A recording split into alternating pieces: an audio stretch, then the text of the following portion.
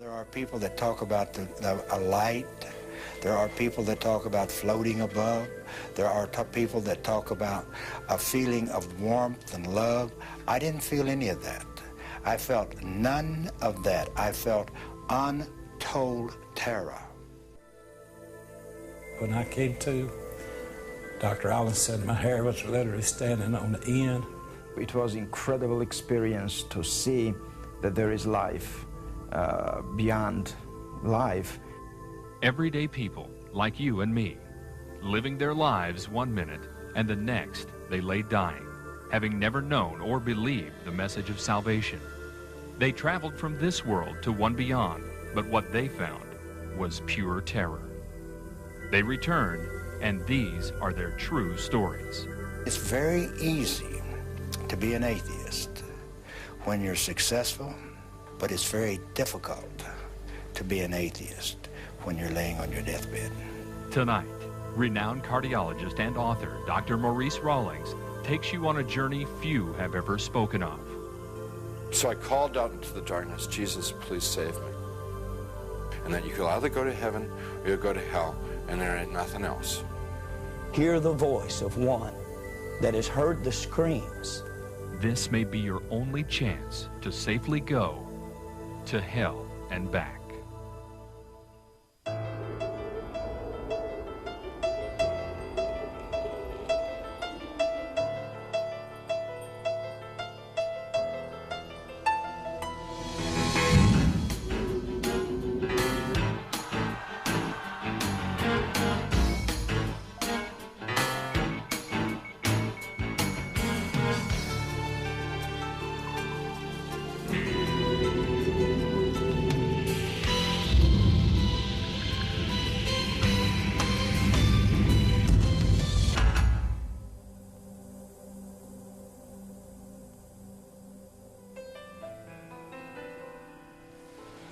This is an experiment on life after death. All through history, man has predicted life after death. All Bibles are based on life after death, all religions. But where are they? Who's come back to show us there's life after death? But now, through modern resuscitation methods, bringing the heart back, bringing breathing back, you and I can now bring a whole population of people back to talk to us about what's on the other side of death. See what you believe in some of these cases that we're going to present. The good ones are a dime a dozen because people love to tell about this wonderful experience after I died and I came back. The hell experiences are embarrassing. It's an F on the report card, a slap in the face. But we have some cases we're going to present tonight that tell you about their own hell experiences so that you won't go where they went. Notice that death is reversible. You have 4 minutes survival time of the brain cells without blood flow before rigor mortis sets in, true death sets in, where resurrection is required. Something man can't do. We can do resuscitation, something God has permitted us to do.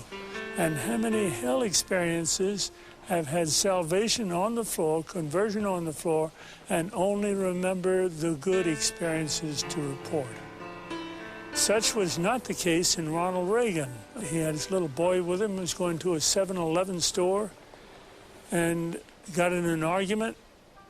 A bottle was broken. He became stabbed multiple times by his assailant. And then the rest of the story we're going to present to you on film. In 1972, my life was broken. I was a drug addict. I was a criminal. My family was broken. My wife had filed for divorce a couple of times. My children were afraid of me. I really couldn't hold a job. My mental state was terrible. And it was in that frame of life that I took my 6-year-old son one night and went down to a little market, going inside to purchase some things. And on the way in to that market, I met a gentleman coming out the door, and an argument erupted. And before I knew it, I had just hit him, knocked him down, and he fell into a stack of bottles. The bottles bursted, and immediately he leaped up with a broken bottle and began to stab at me. I lifted my left arm to try to stop the blow, and the bottle actually severed the biceps muscle, the major arteries in my arm, and I was bleeding to death in just a matter of seconds. But full of anger and hatred and rage, I kept fighting and kept bleeding. My little son was screaming. He was hysterical. But the man that ran the store came over and said, if you don't get to a hospital, you'll bleed to death in just a few minutes.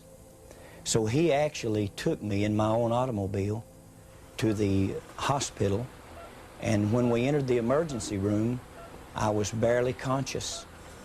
And as the medical attendants began to work on me, I could hear their voices, and I could hear them saying, "We can't help him. He'll have to be transported to another hospital. Probably will lose the arm." And as they loaded me into an ambulance, my wife had arrived by that time and got in the ambulance with me. But as they pulled out of the parking lot of that hospital, a young paramedic looked down into my face, and I could barely see him. I was so weak. But he said, "Sir, you need Jesus Christ." And I didn't know Jesus. I didn't know what he was talking about. So my reaction to that was to begin cursing. And again, he stated to me, "You need Jesus." And as he was talking to me, it appeared like the ambulance literally exploded in flames.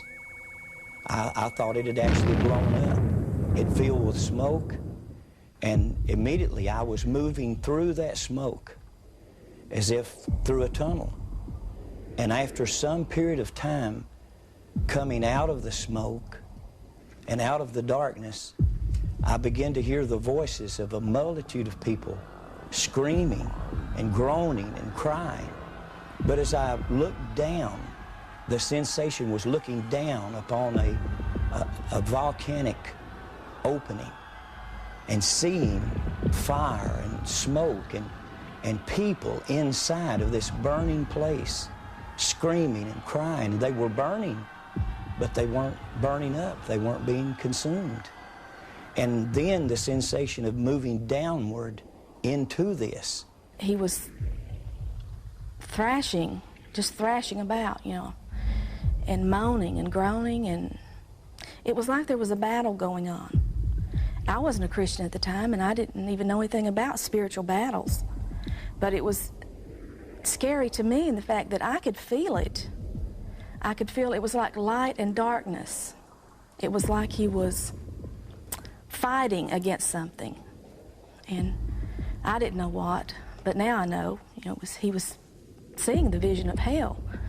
But the most terrible part of it, I began to recognize many of the people that I was seeing in these flames, as if a close-up lens on a camera was bringing their faces close to me. I could see their features and see the agony and the pain and the frustration. And a number of them began to call my name and said, "Ronnie, don't come to this place. There's no way out. There's no escape. If you come here, there's no way out."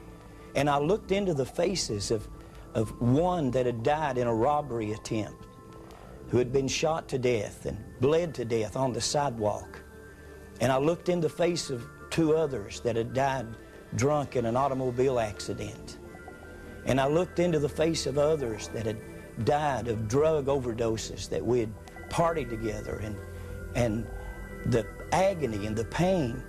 But I believe the most painful part of it was the loneliness.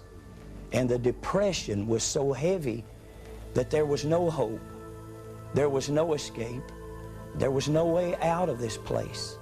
And the smell was like sulfur, like an electric welder. And the stench was terrible. And as I looked at this, I had seen people killed. I had been involved in fights where people were killed. I've done time in prison for manslaughter myself. I grew up basically in a reform school and in a jail cell. I was beat on mercifully as a child by a father that had temper problems and alcohol problems. I was a runaway at 12 years old, and I felt like there was nothing in this world that could frighten me. My life was wrecked, my marriage was wrecked, my health was wrecked, but now I'm seeing something that literally scares me to death because I don't understand it. And as I'm looking into this pit, this place of fire and screams and torment, I just fade out into blackness. And when I open my eyes, I'm in a hospital room in Knoxville, Tennessee. My wife is sitting by. There have been multiple stitches put in my body. My arm was spared. There was almost 100 stitches.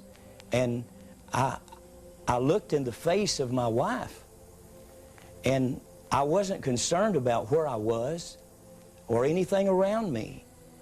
All I could visualize was what I had just seen. He had this funny look on his face, and it was a terrifying look. And he said, I don't really know what's happened to me, but he said, I've been in a terrible place. And I kept telling him, you're in the hospital. You've been in the hospital all along. And he kept saying, no. He said, I've been in another place. He said, I don't know exactly what it was, but he said it was terrible. It was a terrible place. I could still hear the screams. I could still smell the terrible smell. I could still feel the heat. And I could still hear the voices of people that I'd known through the years screaming for me to go back. And through the days to come, I tried every way to get that out of my mind. I tried to get drunk. I could not get drunk. I tried to get stoned. I could not get stoned. I tried everything that I could to get this off my mind, and I could not. One morning, several months later, I came home to where my wife was. I'd been trying to get drunk. I couldn't. And when I walked in the house, went back to the bedroom, the light was burning. My wife was sitting up in bed, and she had a large book open on her lap. And she looked up at me, and her face was literally shining. And she said, Ronnie, tonight I accepted the Lord Jesus Christ as my Savior. And she didn't have to say a lot to me. Our life had been filled with agony. She grew up in Chicago. Her father was a bartender on the south side of Chicago. She knew nothing about God or church or religion. And the pain in her face, the wrinkles that I'd put in her face with abuse and violence and alcoholism and drug addiction, being gone for months at a time, and her and the kids not knowing where I was. Her face had changed. The wrinkles were literally gone. The smile had replaced the sorrow and agony. And she looked at me and she said, Jesus, save me tonight. And she said, would you go with me and hear about this man called Jesus? And I thought for a second, and I thought, I've tried everything else in life. Nothing has worked for me. The people that I love most of all, my wife and my children, I'm terrible to them. And I agreed to go with her. And a couple of weeks later on a Sunday morning, a matter of fact, the date was November the 2nd, 1972, just before 12 o'clock a.m., a minister stood to read from the Bible. I was sitting in the back of the building. I didn't know anything out of the Bible. I did not know how to act in church. But the minister stood to read from the Bible, and he read from the Gospel of John. And he began to read these words that said, "Behold the Lamb of God that takes away the sin of the world." When he said the Lamb, he had my attention. It wouldn't have meant anything to me, any other passage. But when he mentioned the Lamb, he had this hard-hearted sinner's attention. Because when I was 9 years old, a very poor child in the mountains of eastern Tennessee, with a father that only knew anger and abuse and alcohol, a neighbor had given me a baby lamb. And I had to walk 2 miles to catch the school bus. And coming through her yard, she stopped me one day and said, "Son, I have a gift for you." And she showed me this baby lamb. And I took that lamb home with me. It was my friend, the only friend I felt like I had. And it was such a friend, in days and weeks to come, it followed me, and it would meet me when I got off the school bus and came walking through the woods and the fields. One evening as I came in, the lamb was missing.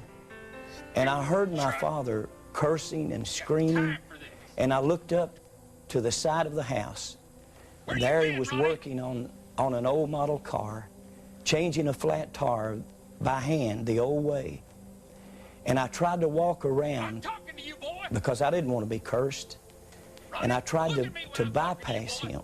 And when I got on the other side of the car, I looked down, and there was my lamb with blood all over the white wool and a tar tool sticking in its body. The lamb had come around just wanting to be curious. And in a drunken fit of anger, and my father had plunged the tire iron through that lamb's body.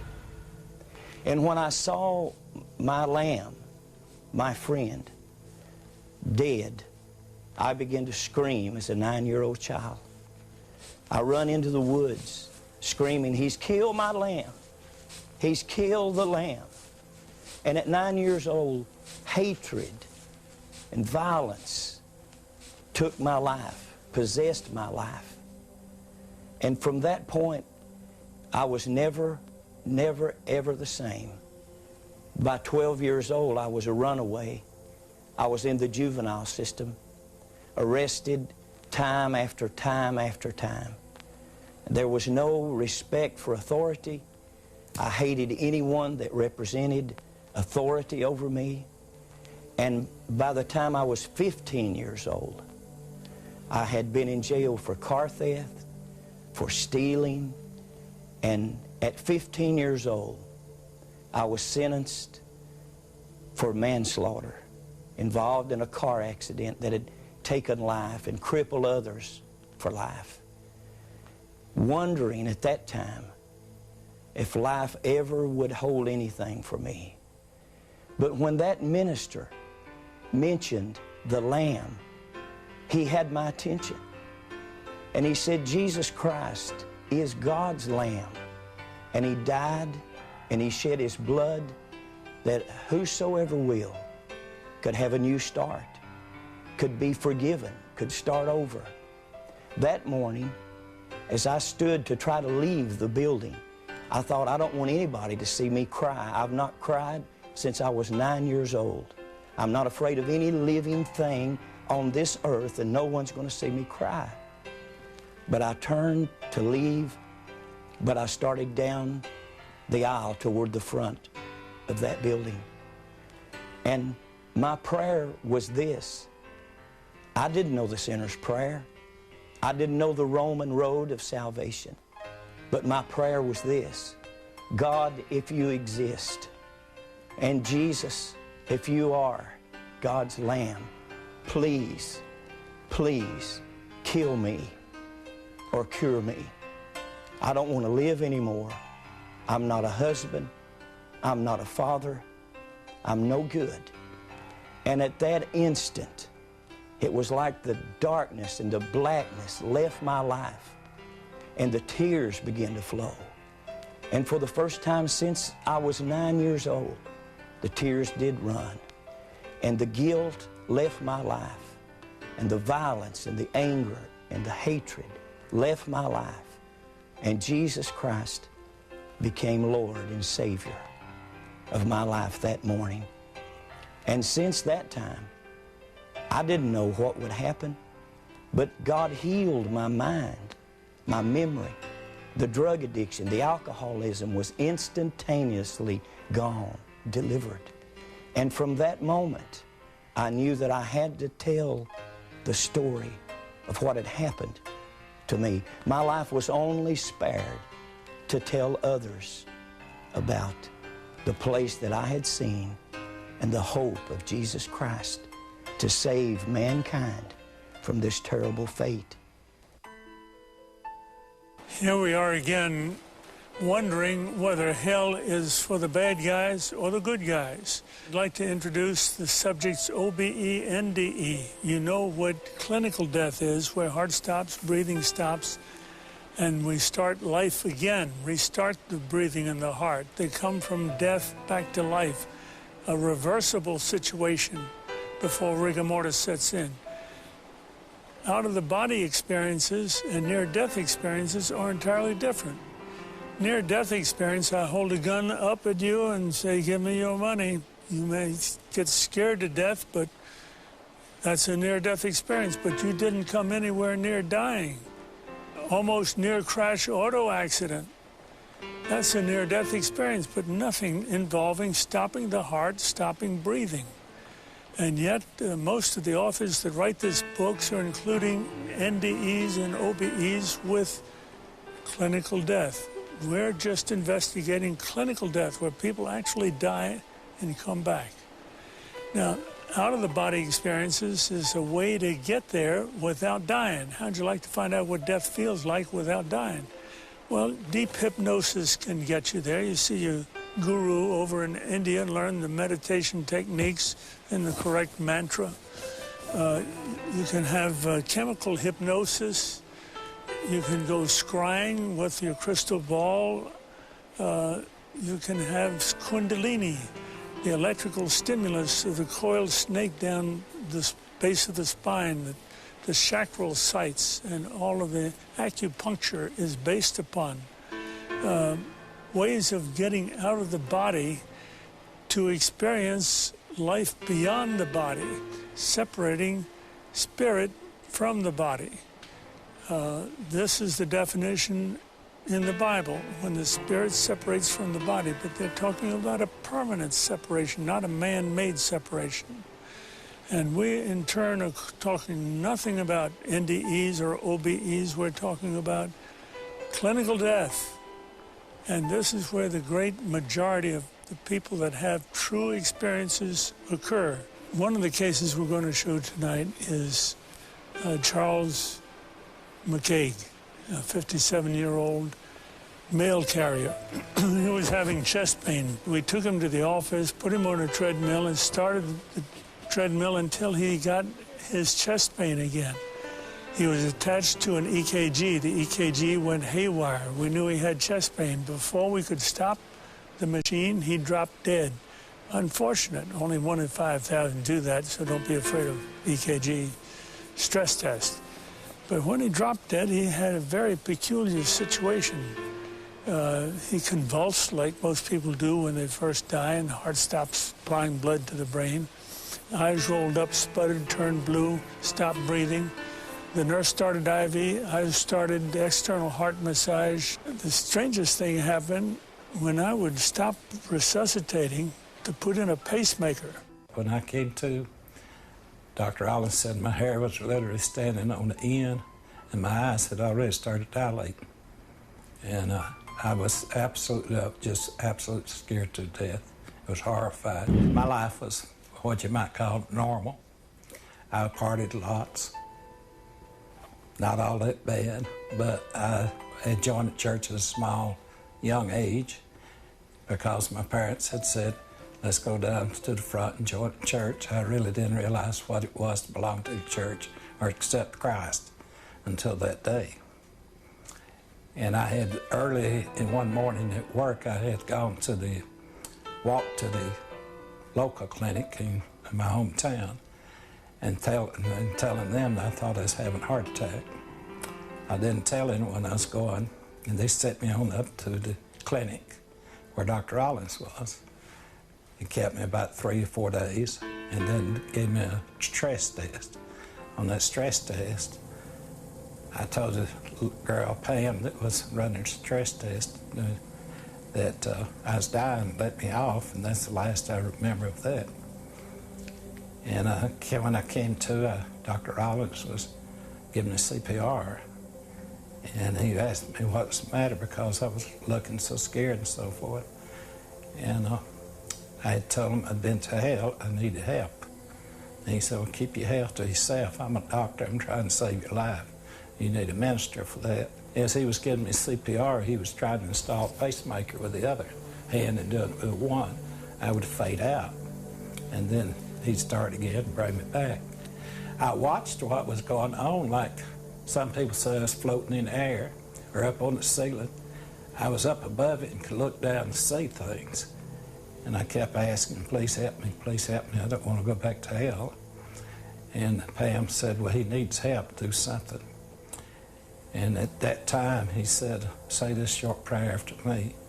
I believe Jesus Christ is the Son of God. If you'll save my soul and keep me alive, I'll be on the hook for you forever. And if I die, please keep me out of hell. And after that, the other experiences was real pleasant. I saw my stepmother, my mother. My mother passed away when I was about 5 months old. I never saw a photograph of her, and I was able to recognize who she was. And my stepmother had passed away approximately 10 years before. They were together. I did not have any contact physically or mentally with them. All I remember was they kept their hands outreached to me. And I remember later that I made a remark that I'd always heard it, but now I knew it. And Dr. Rollins asked me, what did I mean? And I said, well, I've always heard you couldn't carry your money with you. And I looked and they didn't have pockets. I know that's weird, but I was trying to take in everything I could see. I must have thought I was going to get back so I could tell it. And after I saw them, my next experience was walking down a lane that had colors on both sides, just brilliant colors. I have dabbled in art, and or Rembrandt, either one could not reproduce those colors. They were so bright. This light surrounded me, and I believe to this day that was the Holy Spirit that surrounded me and took care of me. And I've never felt so good and so safe in all my life. After all this was over, I realized what had really happened. It was a double conversion. Not only had this make-believe prayer converted this atheist on the floor, it had also converted this atheist doctor that it was working on him. That's the only reason I can appear to you here now, to tell you that there is a life after death, and it ain't all good. Most of you viewers out there can tell the difference between simple fainting, clinical death, and biologic death. Charles McCaig, take that case for example, who was on the treadmill. I could tell that he was in clinical death. He had a startled question on his face. He was about to ask the question. He looked dumbfounded at me as he's walking on the treadmill. I noticed his heart had stopped, his breathing had stopped, but he was still walking and talking for a minute or two before no brain to the blood flow to the brain registered, and he dropped dead. He was dead and didn't even know it. I should have told him. But what did he do? As soon as we started the clinical death treatment, CPR, we started the heart up again, started breathing again, he came back. This was a case of clinical death. Now, biologic death would have occurred if 4 to 6 minutes time had intervaled between stoppage of heartbeat supplying the brain and breathing stoppage. After that, brain cells, as the most sensitive cells in the body, start dying. Rigor mortis sets in, meaning stiff as a board, And now we need the resurrection. Only God can do a resurrection. We're doing resuscitation, something we're permitted to do. And now we want to introduce to you Howard Storm, an art and literary professor who was in Paris with his class when he suddenly had a stomach rupture, an ulcer rupture, peritonitis, shock, sudden death, clinical death, resuscitation, hell experience. I was a 38-year-old college professor, and I taught art, and I had taken a group of students and my wife, and we had gone around Europe, and we had just done a 3-week tour, and this was the next to the last day. And we were in Paris, and at 11 o'clock in the morning, I had a perforation of my stomach. When this happened, the pain was the most acute pain I'd ever experienced in my life, and it just dropped me right down to the ground.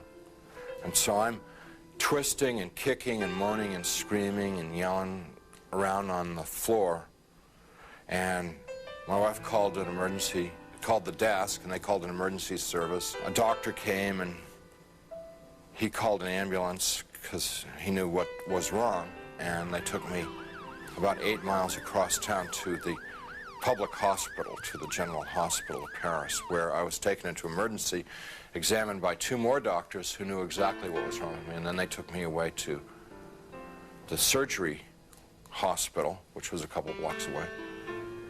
And I was parked there because there wasn't any surgeon available to do the surgery. And so there I lay for 8 to 10 hours in that hospital with no medication, no examination, no attention whatsoever, awaiting a surgeon to come to give me this operation that was critical. And it's now 8:30 at night. Nurse came in and said that they were very sorry they weren't able to get a doctor for me, and they'd get one the next day. Well, when she said that, I knew that it was over for me. I knew that I was dead. The only thing that was keeping me alive was I didn't want to die. I was scared to death of dying because, as far as I knew, I was an atheist, non-believer, person who lived for the gratification they could get out of the moment, and like dying to me was like the worst. I mean, next to the pain, dying was the worst thing that could happen to you because it's the end of life and there was no more, there wasn't anything else. But when she said that, the idea of trying to exist for another minute, another hour in this pain, it wasn't worth it anymore. I'd been hanging on in the hopes that they told me that they'd get a doctor and do the surgery and open me up and fix the problem inside of me, but when they said they couldn't get one. So I said to my wife, it's time for us to say goodbye because I'm going to die now. And she got up and she put her arms around me. I'm lying in the bed, and she told me how much she loved me, and I told her how much I loved her, and this makes me really sad to think about this. And we made our goodbyes, you know, said those things that you'd say to we'd been married 20 years, say all those kinds of things. I can't tell you because I'll just start crying, but she finally sat down because she knew it was over. And I knew. And it was just so hard looking at her crying like that, and I just closed my eyes. Just let it go, and I went unconscious. I probably was unconscious for a very short while, a few minutes probably. And I was conscious again, and I looked, opened my eyes and looked, and I was standing up next to my bed. And I knew exactly where I was and what the situation was. I mean, there was no confusion in my mind. I felt more alive, more real than I've ever felt in my life. You know, people ask me, you know, were you a ghost? I was just the opposite. Very alive. As I'm looking around the room, I see that there's, underneath the sheet on the bed, there's something under the sheet, a body. And so I bent over the bed. The head was turned away from me, and I looked at the face, and it looked like me. But that wasn't possible because I was standing there. I'm alive, I'm great, you know. I mean, I'm more than great. I'm like, you know. And so I tried to talk to my wife. Can't you hear me? And, can't you hear me? you know, she couldn't hear me or see me. That's not me. But I thought What's going on that she here? just was ignoring me. So I got very angry at her for ignoring me, for not paying attention to me. And I'm screaming and yelling at her, what's going on here? Why is this body in the bed that looks like me, and how to get there and stuff like that? And I had a sneaking suspicion that the body in the bed was me. But I didn't want to think about that because that was too scary. So I'm getting really agitated and upset because this is all too weird. You know, this can't be happening. It's impossible.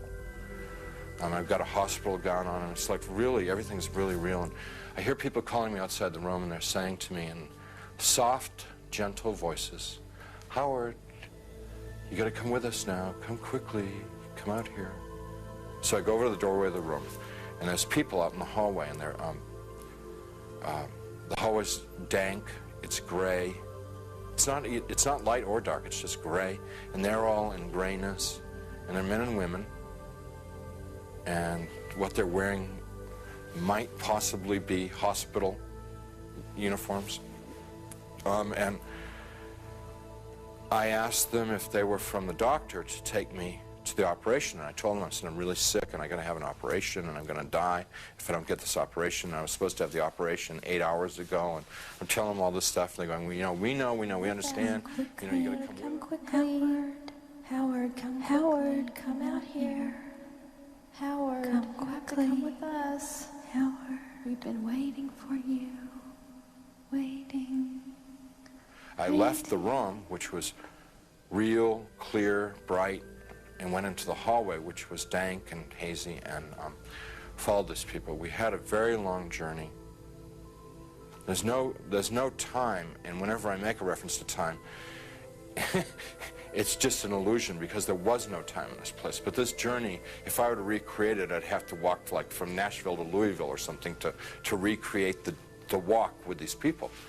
And as we walked, they stayed around me and kept moving me on, and it kept getting darker and darker. They were becoming more and more openly hostile to me. First they were sort of syrupy sweet to get me to go with them, and then when I was going along with them, it was like, hurry up, keep moving, you know, shut up, stop asking questions, you know, they started getting more ugly.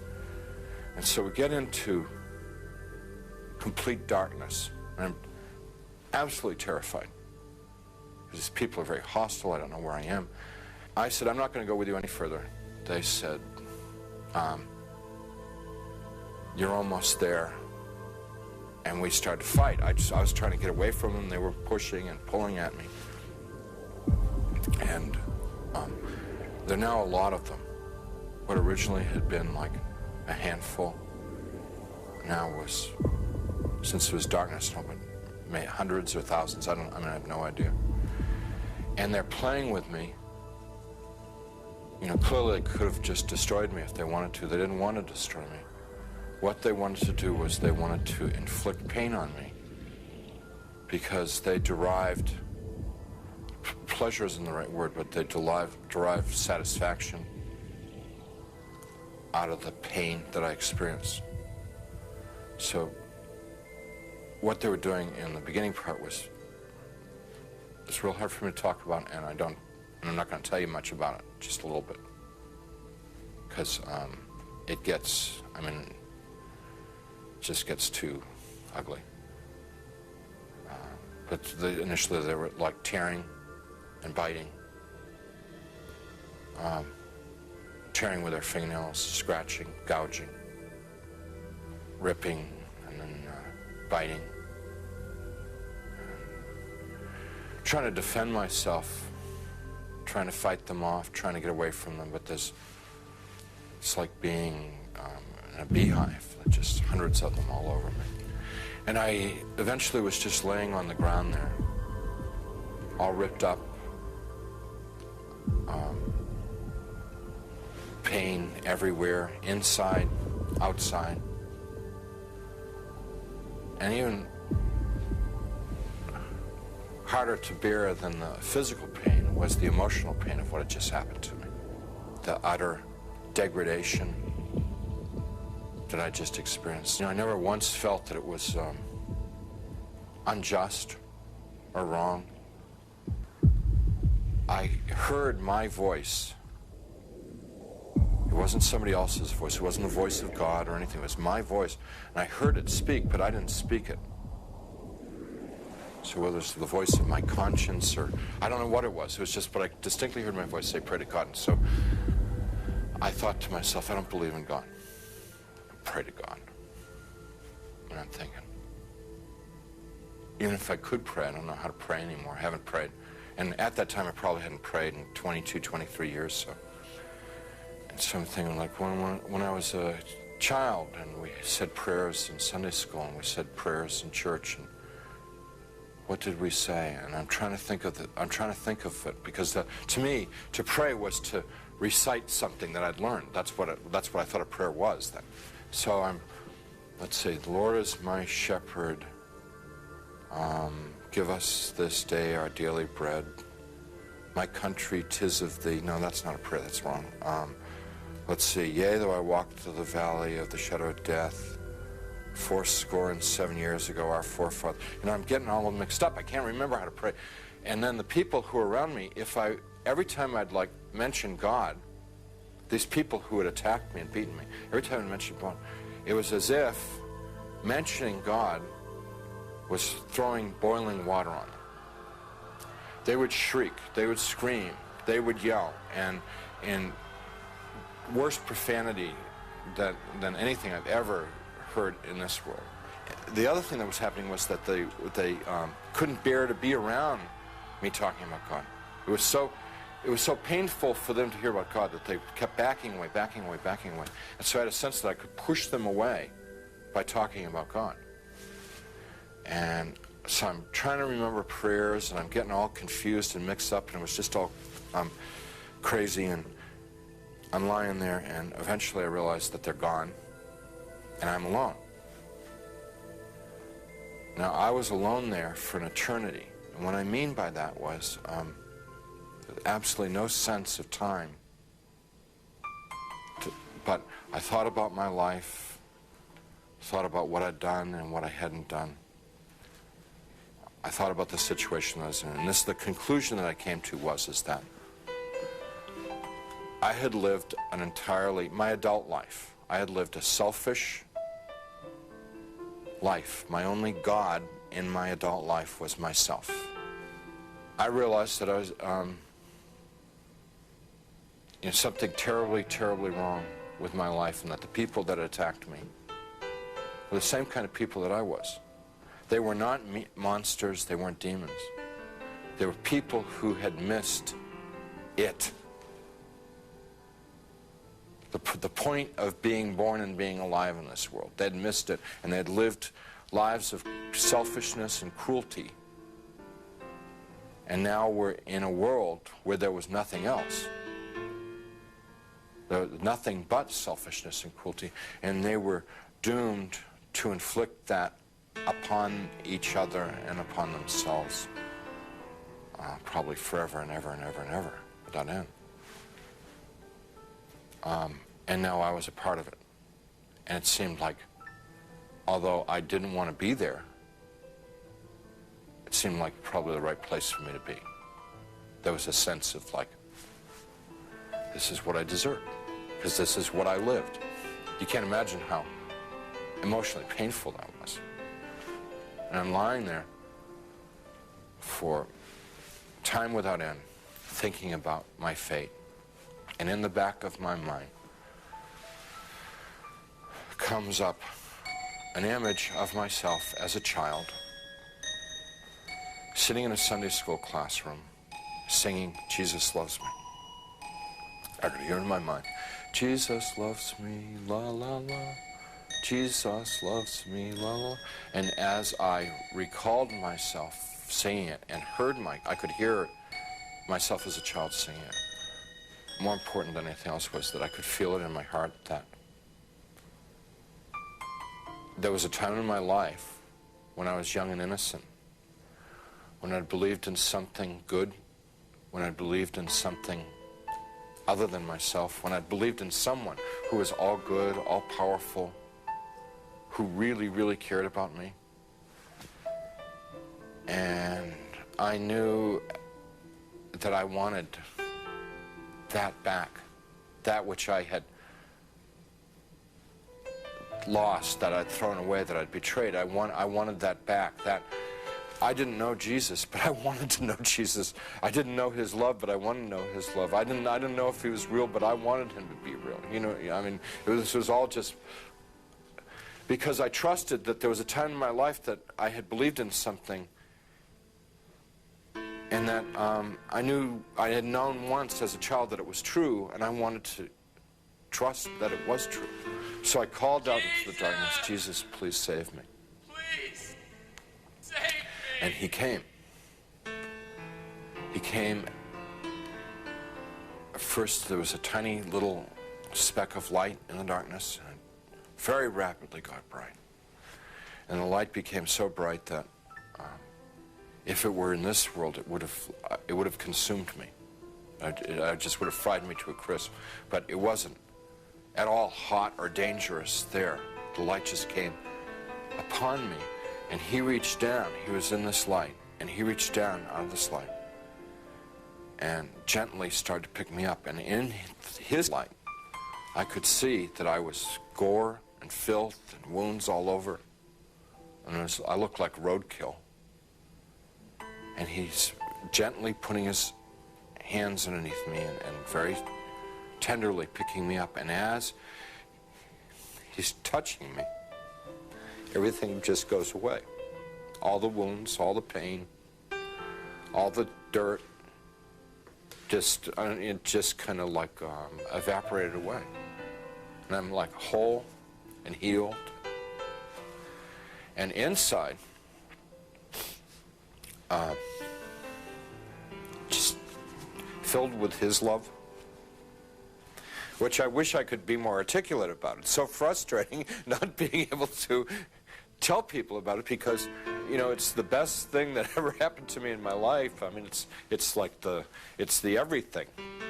You know, it's the all of life is to know that love. And, you know, I get to it and I just can't describe it. I can't convey it to you.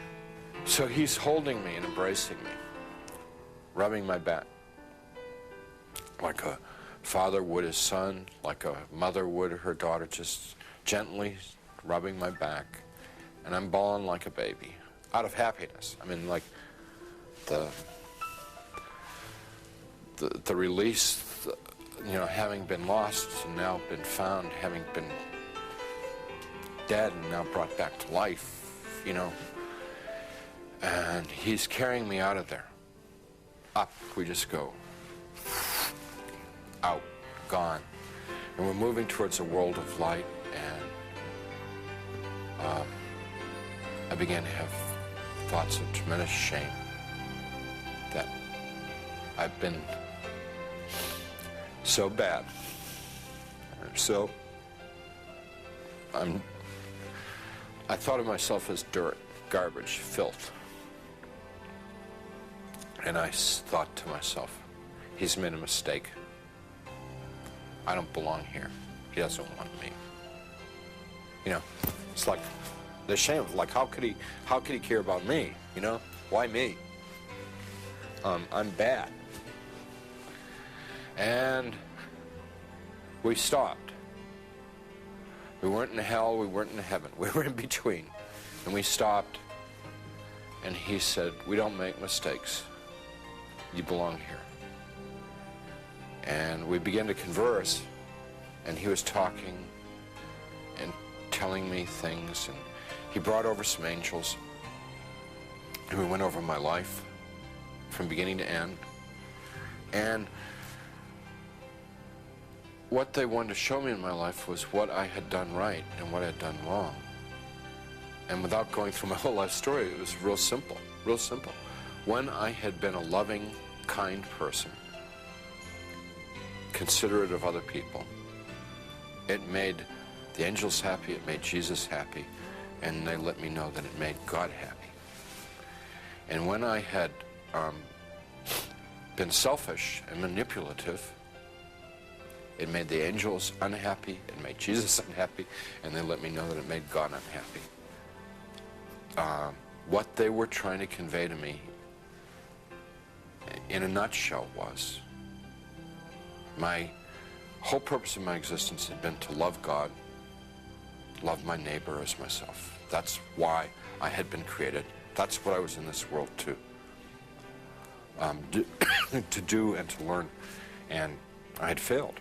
They told me that I had to come back to this world, and I got real upset because I wanted to go to heaven. What they told me about heaven, it's like the most fun, most interesting. I mean, it's the most wonderful place. I mean, everybody would want to go to heaven, and I wanted to get there. And they said that I wasn't ready, I wasn't fit, that it wasn't my time to go to heaven. It was my time to come back to this world and try and live the way that God wanted me to live, the way God had created me to live in the first place. I told them, Jesus and the angels, that I couldn't live in this world without them. And I said that I would have, my heart would break to send me back to this world, because they'd be there and I'd be here. And they said to me, you don't get it? You don't get it? What is the matter? We were showing you all this, we would explain to you. We've always been there. We always have been there. We've always been with you all this time. And you've never been alone down there. And I said, you've got to let me know that you're around once in a while. So they said, if I prayed and confessed my sins to God, and gave what I had, and what they meant by what I had was gave my worries, my cares, my hopes, my dreams, just gave it all up to God. That there would be times when they would be there, and I would know in my heart that they were there. Wouldn't necessarily see them or hear them, but I would feel the love like I'd felt it then. And I said, if you will assure me that there are times when I can know that love, I could live in this world. And they said that they would do that, and with that they sent me back. After the experience, the nurse who had been in the room a few minutes before and said they couldn't find a doctor, and they'd try and get one the next time, she came running back to the room and she said, a doctor's arrived at the hospital, which was like, this is all pretty miraculous stuff, because this is now like 9:30 at night, around 9:30 at night. She said, doctor's arrived at the hospital, and we're going to have do surgery on you right away. And some orderlies and people came in, and they threw my wife out of the room. And it's very disturbing, because I was trying to tell them, and I wanted to tell my wife what had happened to me. So when I passed my wife in the hall on the gurney on the way to the surgery, I said, everything's going to be great. And she just started bawling, because she thought like that was like a dying man, you know. You know. Strange thing about the experience is the memory hasn't dulled at all. It's real intense. And I don't know, it stays intense. And I believe that one of the reasons that God gave me this experience so that I would have an opportunity to share it with someone. I don't know who, I never know who, but I would have the opportunity to share it with somebody so that it could be of help to them.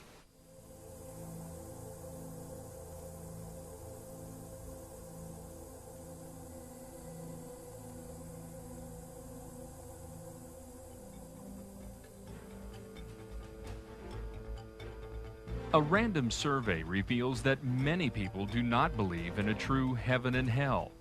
Many of those who do believe these places exist have different ideas of how a person gets to one place or the other. I don't believe there's a hell. I do believe there's a heaven. Somehow there has to be more to this existence than just, you know, your short period of time on the earth. It's got to be something following it. I believe that everyone will pay for what they do in life. I don't believe necessarily by what the Bible says about hell being a fiery inferno. I believe that hell is just your worst fears, and everything that can be evil in your own perception, you pay for eternity. And I also believe in heaven is where you could live for the rest of your life in peace as long as you love God and live for God and live by His word. I do believe there is a heaven, definitely a heaven.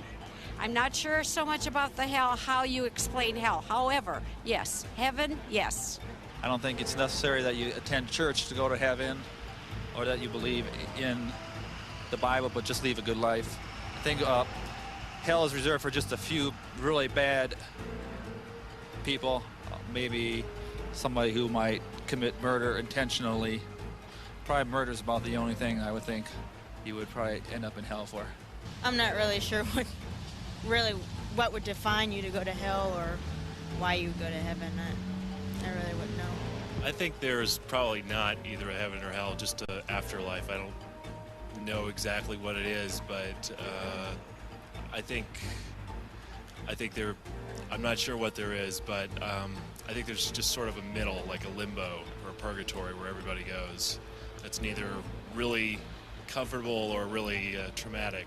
I believe that everybody, number one, in their own mind thinks of a heaven and hell, and heaven is what makes them the happiest, what they're looking forward to in the future, and what they strongly believe by their belief, whether it be God or some other deity or some other entity, that heaven does exist, and that's what they work for in life. My daughter is a proclaimed atheist, but somewhere in the back of her mind, she knows that there is, in her mind, what she wants out of the final lifetime.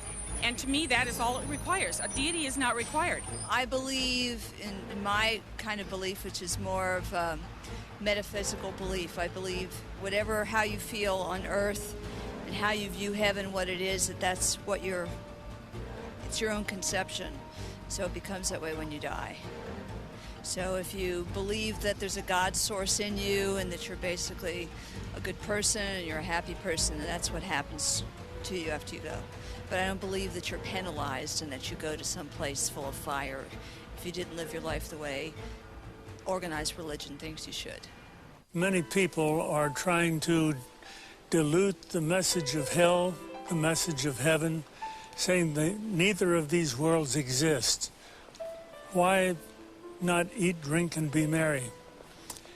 If there is no accountability, then there is no sin. And if there's no sin, Christ died in vain. And if Christ died in vain, what do we need God for? This is the new philosophy of the New Age, that there is no hell. It is the hope of most people. There is no hell. On the other hand, people are going to visit our loved ones in the hospital with a new message of a new age that is the exact opposite. It's called the religion of NDEers, the religion of near-death experiencers. Look, I went to heaven, they tell the patient that's dying, and I saw the light, and I came back, all is well. There is no accountability, there is no hell. Heaven's gates are open wide for everyone who dies. Look at me, I'm an atheist, I'm here. You don't have to worry. Death is nothing to be feared. I'm going to stay with you. Your family's too afraid to stay with you while you're dying, but I'm not. Let me hold your hand. Let me tell you about this glorious thing that's coming to get you, this beautiful light at the end of the tunnel, where there is no worry, no loss, only gain. You're acceptable as you are. There is no heaven. There is no hell. Is eternity for all. And this is the new age called the Omega faith, where everybody goes to heaven. And this is the group that's coming into our hospitals now, counseling the dying instead of our church groups counseling the dying. The dying is the most neglected ministry of all ministries we have. Nobody wants it. Everybody's afraid of the dying patient. And the dying patient wants to know what dying is all about. Does it hurt? Is there life after death? Is there heaven after hell? How can I make sure that I'm going to get to heaven? And you can tell them. It's a free gift. You can tell them how to get it.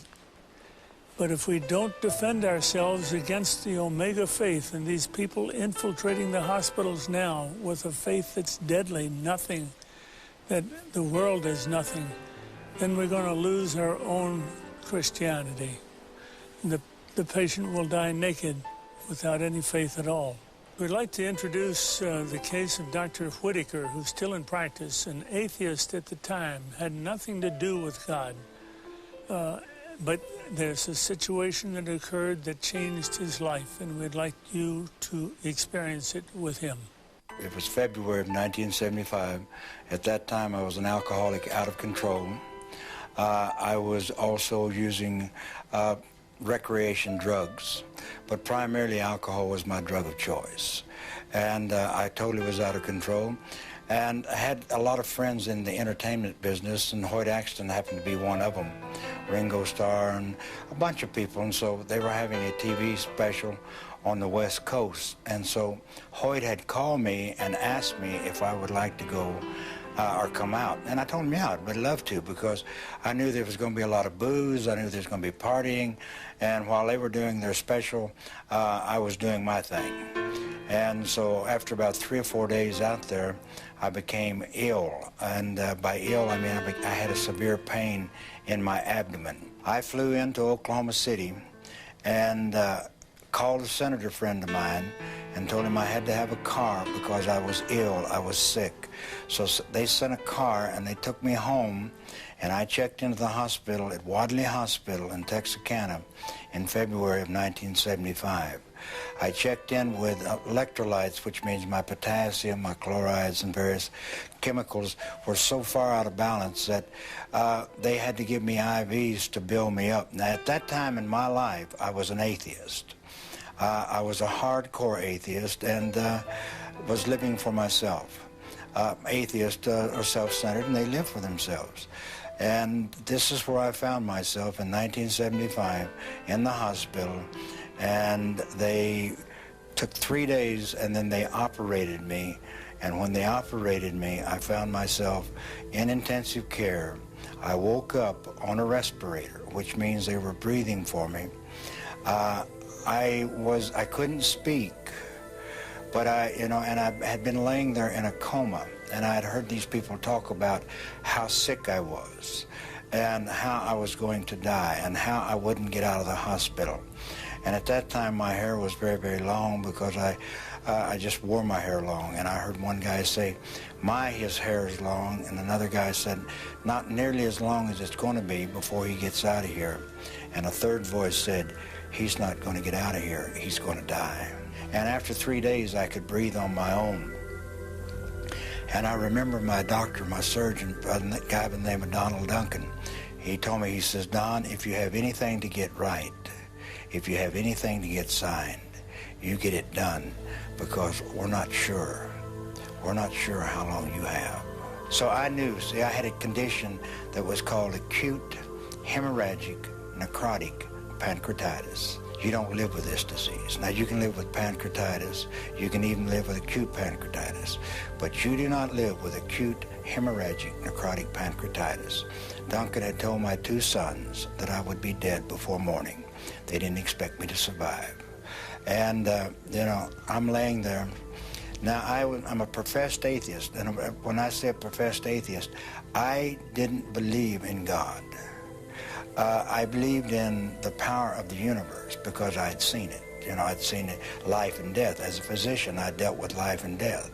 I believed in something, but don't talk to me about God, and surely don't talk to me about a resurrection or a virgin birth or this type of thing, because I am in research science.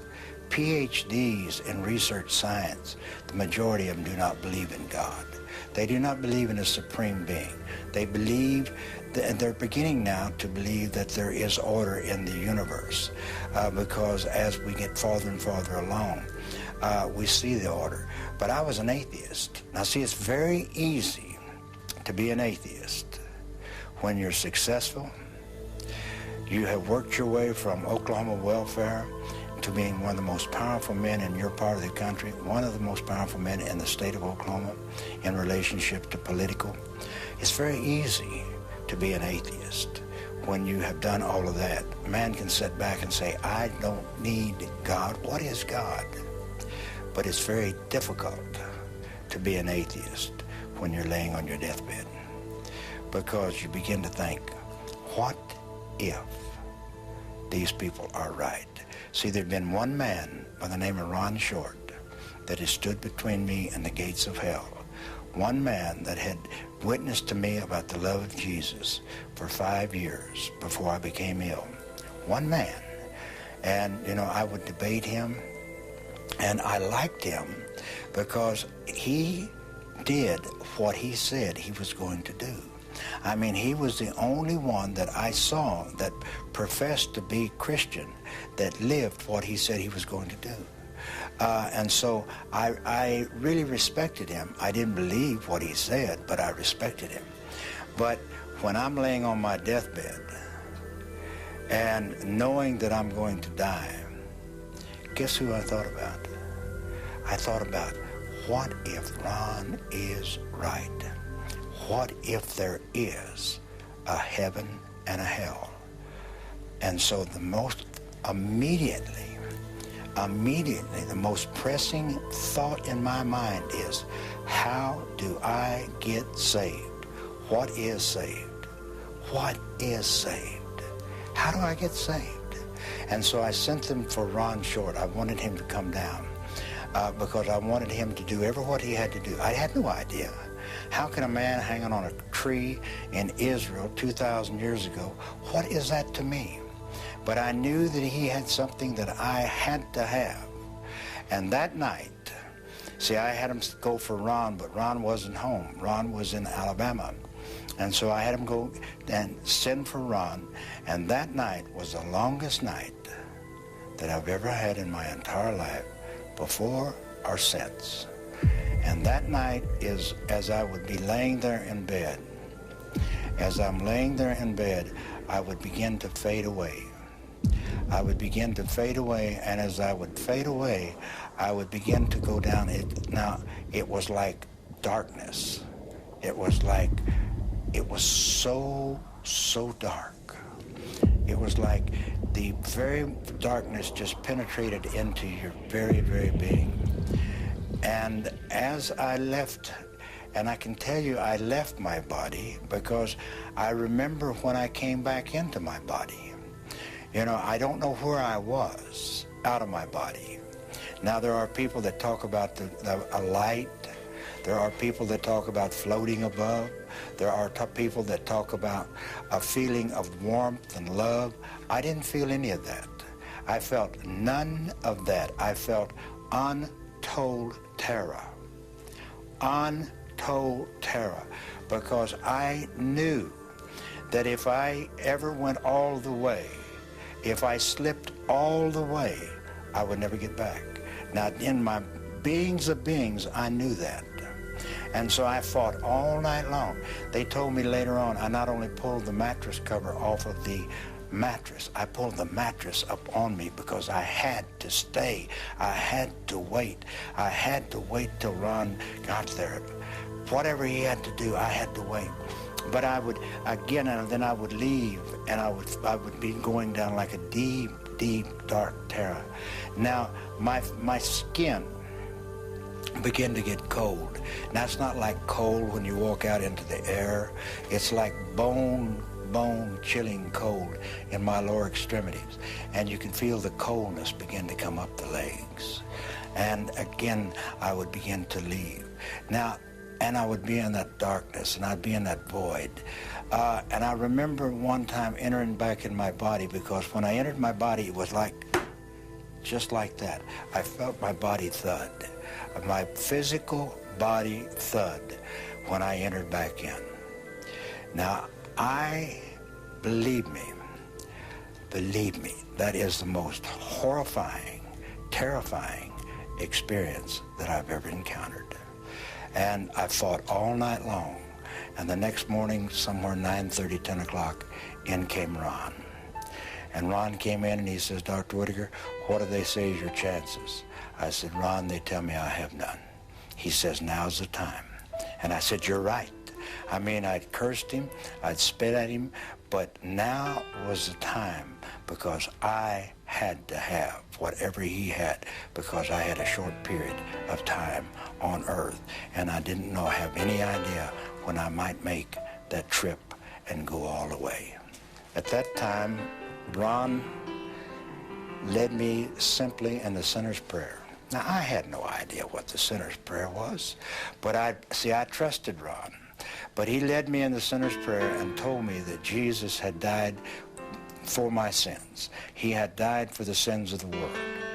I didn't quite understand that, but I knew, he showed me in the Word of God where it said that. Now, you have to understand, I'm a man of books. I've spent a big part of my life, 25, 26 years of my life, in books, in, all types of scientific books. Chemistry, like I said, degree in chemistry, advanced degrees, all the way out to the medicine doctor to practice medicine, all of these degrees.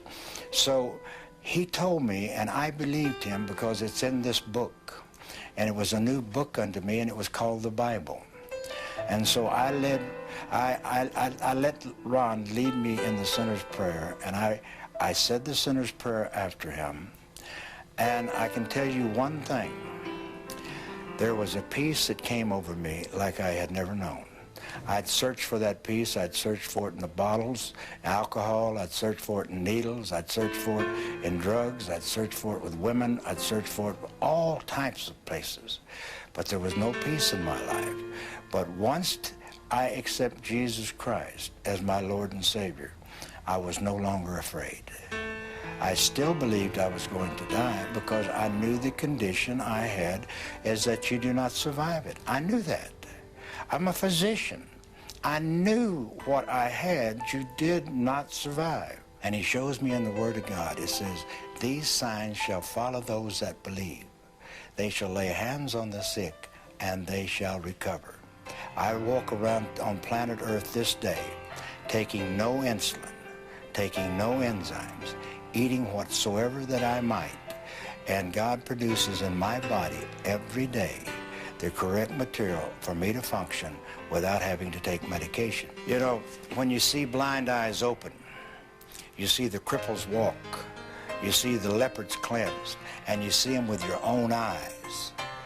You see that. Then it doesn't take a rocket scientist to figure out that, the Bible is true. How can the various stages of hell have different aspects to them? Well, the Bible doesn't say it's all fire. If you look at different places, it's cast out, separated from God, total darkness, where the worm cannot die. Most of it is flame.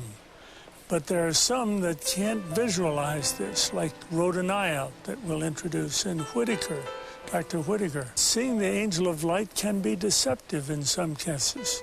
For instance, 2 Corinthians 11:14, even Satan can change himself into an angel of light and deceive many. Which light did they see at the end of the tunnel? Especially if it was someone that didn't think they deserved to be in heaven. Those things occur. Strangely enough, the opposite does not occur. Those that saw themselves in hell knew exactly where they belong. They never questioned why they were put there. In fact, Christ talked about this himself in Matthew 25. He says, if Satan cast out Satan and sent hell as an imaginary picture, how would his kingdom stand? How would it hold together? No, impossible. But no, as an angel of light, Satan can deceive many. But this variation that they see in hell, whether it's total darkness or whether it's the fire, it's a place that they never want to visit again. This brings us to the case of Dr. Rodaniah, George Rodaniah, a young Russian fellow, very intelligent, became a PhD and MD, but before that had trouble with the KGB and couldn't get out of Russia. In fact, when he tried to get out of Russia, he was purposely run down by the KGB, overriding the sidewalk and running over him. And this is how his accident started and his story started. As a psychiatrist, as a neuropathologist, For me, God never existed. I never believed in God. I never believed in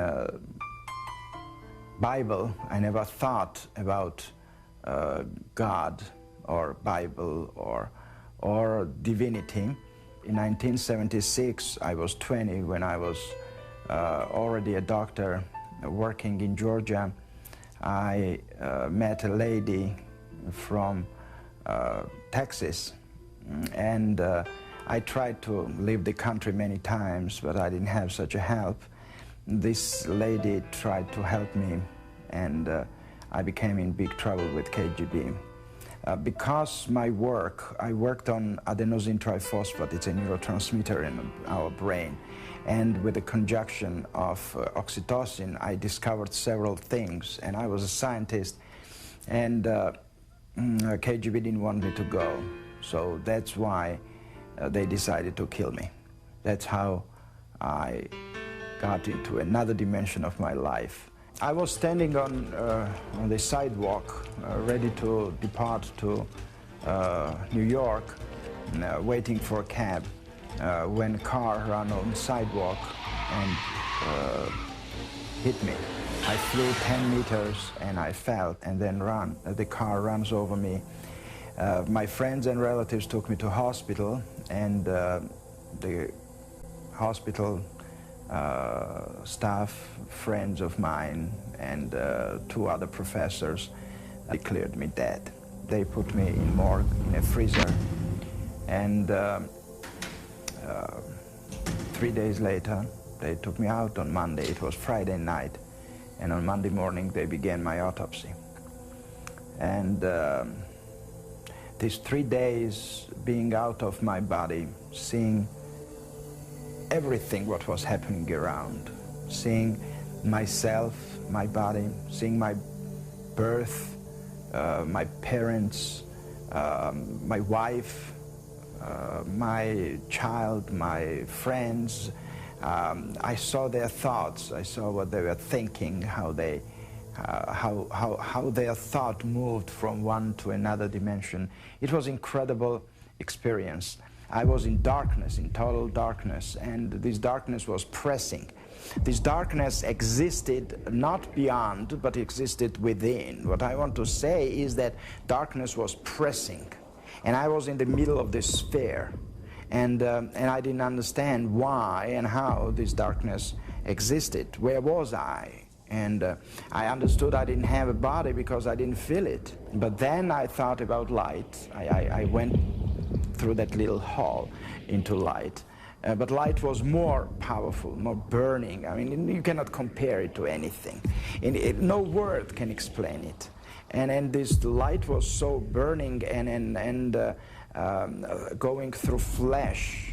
But I didn't have a body. That was the most interesting part. And I was scared of that light. I thought, where is that hall to darkness, go to shade, to save myself from this light?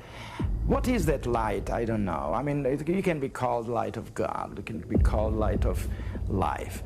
But light is light and darkness is darkness. And then, as a psychiatrist and scientist, I didn't think about that. The only thing was that I was in light. We were not raised in godly way. You know, Soviet Union, we didn't go to church. We didn't have... There were people who went, but they were some kind of limited people, we thought. I mean, we thought they didn't know better, that there is no God.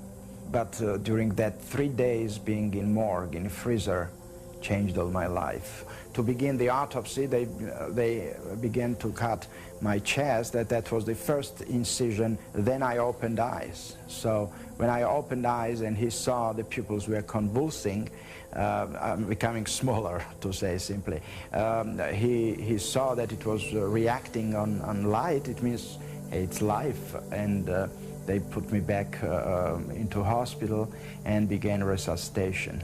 My lungs were collapsed for many times. I mean, long time. I was on respirator for 90 days. I mean, it's not that it happened fast, but the life came back. And what they discovered was that life was there during the autopsy, but it wasn't that all organs worked. I mean, it was hard work for 9 months being under the recovery. It didn't happen immediately. I mean, the life was there, but it doesn't mean that I could survive if not doctors who helped me to regenerate my health and organs. When I came to life back, a lot of different experiences happened, and I experienced a lot of rejection, a lot of fight with the reality of others, but nothing could change my mind. I knew my destination, I knew my way, and I decided to leave the country. And again, this lady from Longview, Texas, helped me to move to United States, and we came to Texas, and we continued to live in Texas still. Sometimes things are beyond our grasp, but I don't try to explain it all, because I know and I believe that God knows better, and I believe that I don't need to be explained. And why it was shown to me, and why it's me chosen to be, it wasn't questioned, and I don't care about that, honestly. I care that it was. I deeply believe in God of love, and God is love. And I believe that God created everything for betterness and for incredible, incredible future if we don't ruin it. All of these hell-like cases had one thing in common. Surprise, they didn't know there was such a place. Will you find it a surprise? Will I find it a surprise? Or will we be prepared? Hell is nothing new. It's been there. It's just something discovered by some people that died and came back, and they want to tell you about it. And I experienced what is love, what is faith, what is hope, and all these three as a wisdom of God. The prayer of faith, the prayer of salvation is not some just little prayer. It's the only way to the Father, and that's the only way. Now, all of these people that in the New Age movement that believe that everybody's going to heaven, that you can worship anything, you worship a flea, you can squeeze a tree, you can worship a crystal, you can worship a star. I got news for them. They're not, they're not going unless they accept Jesus Christ as their Lord and Savior, because the Word says the only way to the Father is through the Son. Don't go to hell. Please, I beg you, don't go to hell. It was not prepared for you. If you're saved, you're safe to die, if you accepted Jesus. Do not put off for tomorrow anything, because you might die this very moment, this very night. It's the best thing that ever happened to me in my life. You can feel Jesus' presence with you like today, in this place, in this time. It's not God's will that people perish. I didn't know this. I didn't know the love of God. All I knew was hatred and violence and abuse. But there's one that cares, and his name is Jesus. And who is the Son? He's the Word made flesh and came and dwelt amongst men. The Word is the way to the Father. Make a choice. Not tomorrow, not tonight. Make a choice right now. Are you going to give your heart over to Jesus, or are you not? If you want to have life hereafter, you better accept Jesus.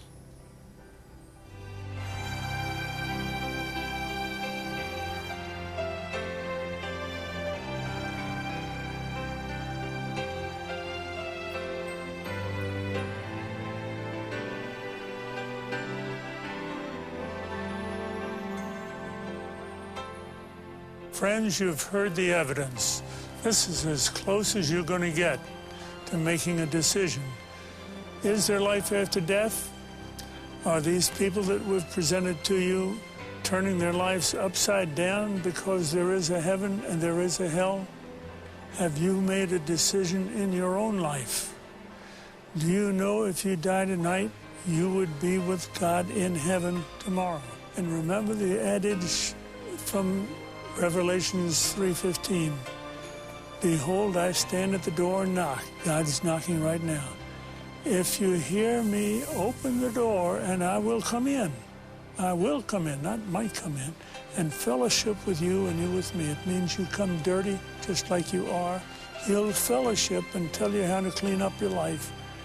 And meanwhile, in exchange, give you this free gift of eternal life with Jesus Christ because you're one of his. You're now a Christian. Thank you, friends, for coming tonight.